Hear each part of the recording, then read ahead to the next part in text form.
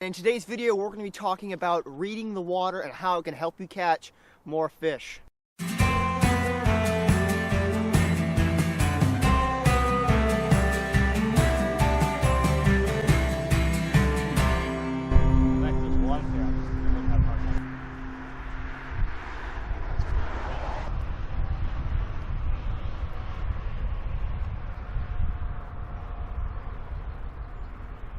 Here's one. Nice bass. Yep. On the crankbait. Yes, boys. Check that out.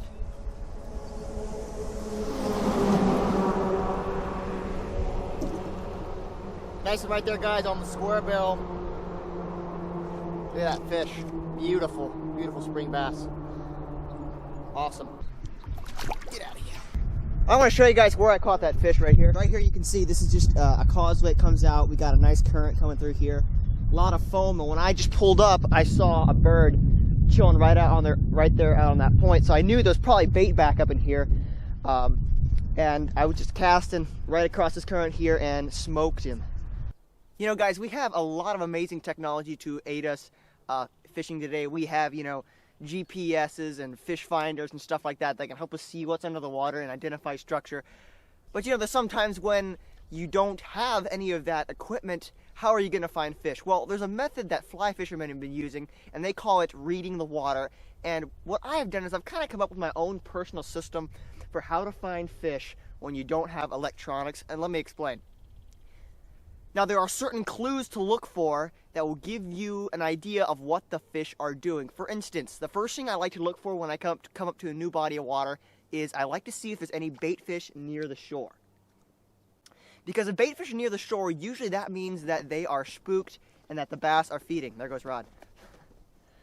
So that's what I like to do. I like to look around the shore, see if I can see some bait fish, and sometimes even look and see if I can actually see some bass swimming around the shore. That gives me a good idea.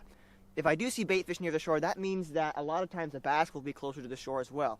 The second thing I like to look for is birds. Now, birds are very critical. If you get to a new body of water, take a look and see if you can see any seagulls or blue herons hanging around in the area. If there are, that usually means there is, again, bait in the area, and that means the bass will be there. Another thing I like to look for if you're out by, let's say, a bunch of cattails, and you see the weeds start kind of shaking like that, that can sometimes mean there's a fish in there. For instance, I've fished a lot of carp in the past couple of years, and what we look for when we're fishing for carp, we look at the weed beds, and if we see the weeds shaking, that usually means the carp are in there. Let's say if you're fishing a bunch of submerged brush, and you see some of that brush just shake a little bit, a lot of times that can mean that there is a bass in there. The next thing I like to look for when I'm fishing is top water hits. Now, if you usually see a bass explode on the surface, you think, well, duh, the bass are feeding on the surface. And that is true. But a lot of times, if you see even bluegill pecking the surface of the water, that's another good sign. That means that the bluegill are higher in the water column. And a lot of times, if the bluegill are higher in the water column, the bass will be higher in the water column as well. Another thing I like to look for is ripples. If you see a simple ripple on the surface of the water, it can either be a bluegill or a bass or a minnow or something like that.